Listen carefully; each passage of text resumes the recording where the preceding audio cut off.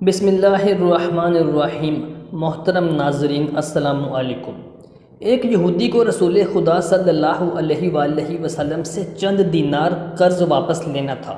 ایک دن آپ صلی اللہ علیہ وآلہ وسلم راستے میں جا رہے تھے کہ وہ یہودی آپ کے پاس آیا اور اس نے کہا، جب تک آپ میرا قرض ادا نہیں کریں گے اس وقت تک میں آپ کو یہاں سے نہیں جانے دوں گا۔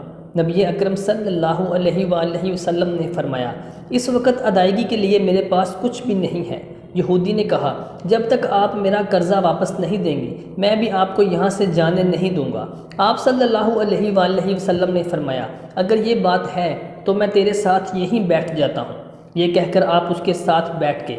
جیسے جیسے وقت گزرتا گیا آپ صلی اللہ علیہ وآلہ وسلم کے صحابہ کرام وہاں جمع ہوتے گئے۔ جب انہوں نے یہودی کو یہ جسارت کرتے ہوئے دیکھا تو انہوں نے اس کو سزا دینے کا ارادہ کیا۔ آپ صلی اللہ علیہ وآلہ وسلم نے انہیں ہر طرح کی تادیبی کارروائی کرنے سے روک دیا اور فرمایا کہ تم دور چلے جاؤ۔ اس حکم کے تحت صحابہ کرام دور چلے گئے۔ سورج لمحہ بہ لمحہ گرم ہو رہا تھا اور اس کی تپش سے آپ کو اذیت پہنچ رہی تھی، یہاں تک کہ آپ کے چہرہ اطہر سے پسینہ بہنے لگا۔ اس کے باوجود آپ صلی اللہ علیہ وآلہ وسلم نے کسی طرح کے غصے کا اظہار نہ کیا اور کوئی سخت جملہ نہ کہا، بلکہ آپ سارا دن وہیں بیٹھے رہے اور ظہر، عصر اور مغرب و عشاء کی نمازیں وہیں پر ادا کی۔ پھر رات چھا گئی۔ آپ صلی اللہ علیہ وآلہ وسلم نے رات بھی وہیں بسر کی اور فجر کی نماز بھی وہیں پڑھی۔ صحابہ کرام یہودی کو ڈرانے دھمکانے لگے۔ آپ نے فرمایا، تم اس سے یہ کیسا سلوک کر رہے ہو؟ صحابہ نے کہا، یا رسول اللہ صلی اللہ علیہ وآلہ وسلم، اس کی یہ جرت کہ آپ کو یرغمال بنا کر اپنے پاس بٹھا لیں۔ نبی کریم صلی اللہ علیہ وآلہ وسلم نے فرمایا، اللہ نے مجھے اس لیے نہیں بھیجا کہ میں کسی ہم پیمان یا کسی اور پر ظلم کروں۔ جب دن چڑھا تو یہودی نے کلمہ پڑھتے ہوئے کہا، اشہد ان لا الہ الا اللہ و اشہد ان محمدًا عبدہ و رسولہ، میں اپنی دولت کا ایک حصہ راہ خدا میں دیتا ہوں۔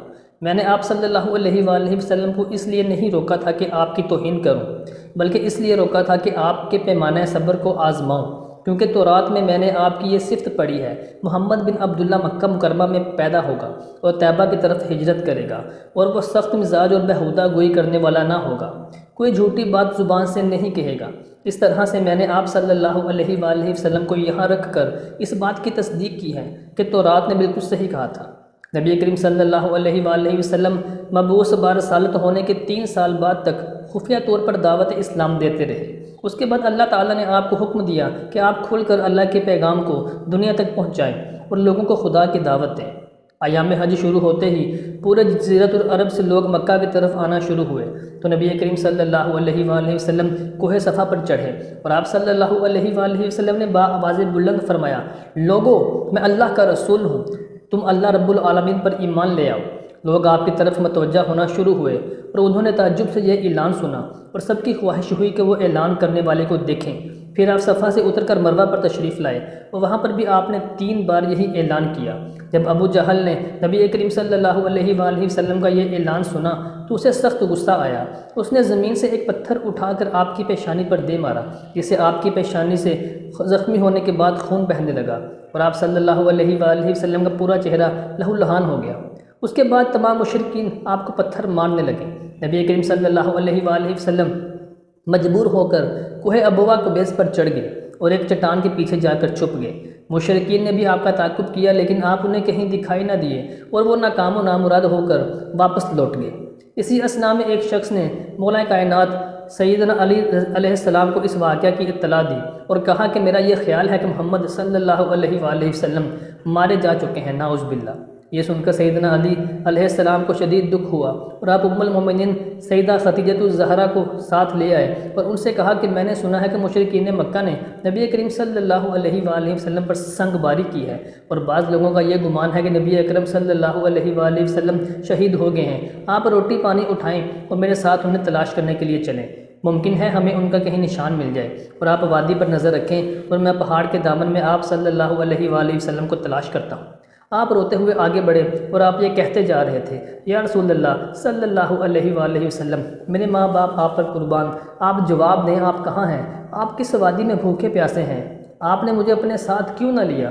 جبکہ سیدہ خدیجہ رو رو کر فریاد کر رہی تھیں، کوئی ہے جو نبی مصطفیٰ کی مجھے خبر دے، کیا کسی نے انہیں دیکھا ہے جو مجھے ان کے متعلق بتلائے؟ اس وقت جبرائیل علیہ السلام نبی کریم صلی اللہ علیہ وآلہ وسلم پر نازل ہوئے۔